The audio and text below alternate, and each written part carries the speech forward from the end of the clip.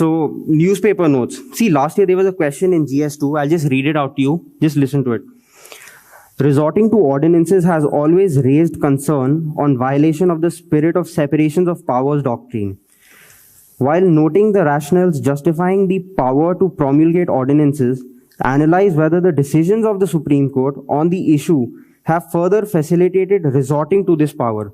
Should the power to promulgate ordinances be repealed? Now, like sir said, UPSC has been in the habit of giving you longer questions. This is again one of those questions and it's tough. Agar pehle go mein padhe to samajh mein nahi aaya if you're from a non-legal background. And some of my friends who are lawyers also found this question tough. But if you go back and Google today, there was an article in the Hindu, this was December 2015. There was an article in June 2015 titled The Repromulgation Game. And I think this question, if you read the article, you'll feel as if UPSC has made this question directly out of that article. There are lots of examples like this, wherein questions have been framed directly out of newspaper articles. This is from the Hindu, op-eds, or the editorials.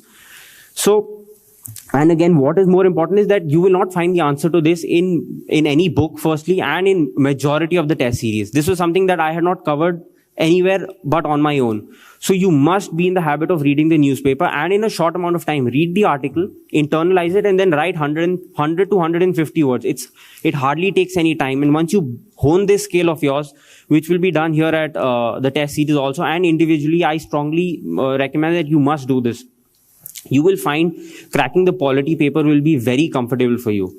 This year's paper obviously was very tough. There is always, UPSC has this pattern as far as GS is concerned. 2 papers are easy and 2 tend to be relatively tougher. You will come to know within 1 hour of writing the exam that whether this paper is really tough or really easy.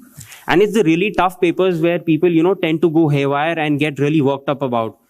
Everyone ends up scoring in the same bracket in a tough paper. It's not what I call, based on my analysis, it's not a gap paper basically. So you'll score in the same range. For example, last year's polity, majority of the people scored between 80 to 90 who got through. And whereas the GS3 paper, which was easy, and people thought that they were not very worried about it, that is where the marks really varied. It went up from 70 to 120, 125. So that made a difference on your rank. So if you encounter a paper that is very tough, one of the most important things is that you don't panic, attempt the questions, and then just forget about it. Focus on the easy papers because those are the ones that will make a difference on your rank.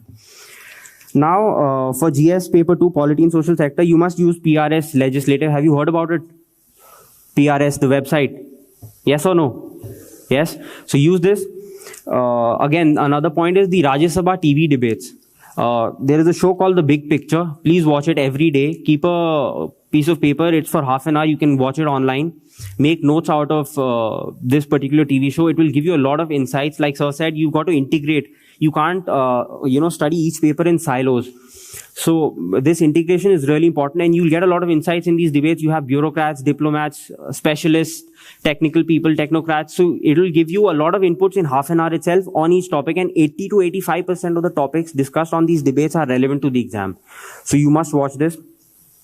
For the public administration part, please pick up any concise volume of the second ARC and go through it. That will give you a lot of input. I'm sure the people who have written pre this year and are preparing for previous years must have gone through this.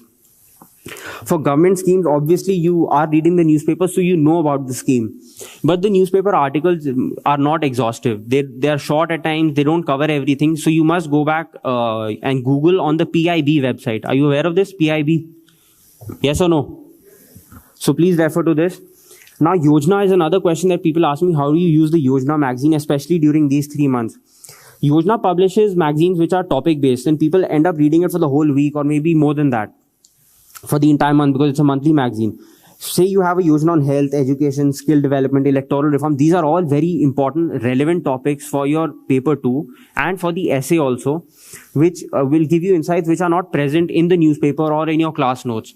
So pick up the Yojana, keep a limit that within 3 hours, I will go through each topic which is relevant, write 100 to 150 words. I'm stressing this again and again because you must not end up making a thesis out of the work that you're doing. Don't write more than 150 to 200 words after you've internalized the topic.